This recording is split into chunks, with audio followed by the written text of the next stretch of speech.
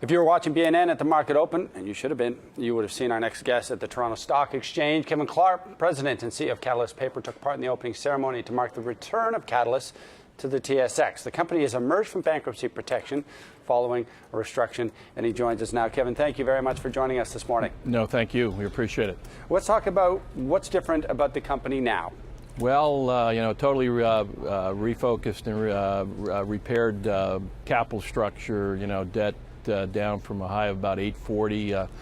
As our asset sales flow in the first quarter, we should be below $250 million worth of first lien debt payable in 2017. Totally new labor agreement, competitive global labor agreement, coupled with full mills and a great start to 2013.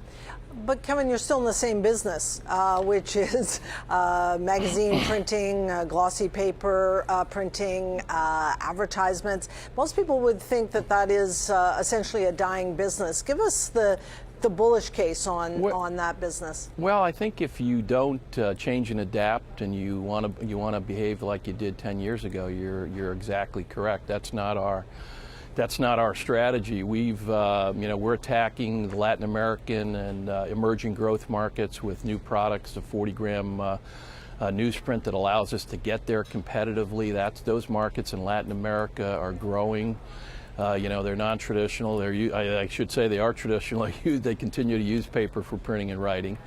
We've entered new spaces. While the book market might be declining, our entry in the book market, every ton of paper is accretive to our earnings, and we've got lucky and good in 2015, and we're a major supplier of 50 Shades of Gray.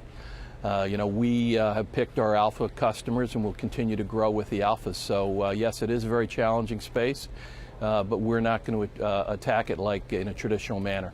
Very interesting, because that is my favorite book.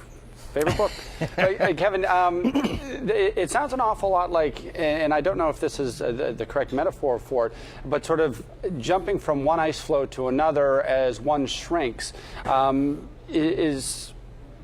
Is that an accurate portrayal of it? As the North American market, the main consumer of paper in Europe, as that market shrinks, you're moving to one where the growth is just beginning to take off. Do you have sort of an idea of how strong those markets could become, or how strong they will remain over time? Yeah, well, I think people don't recognize or don't want to realize there's 560 million people in Latin America or South America.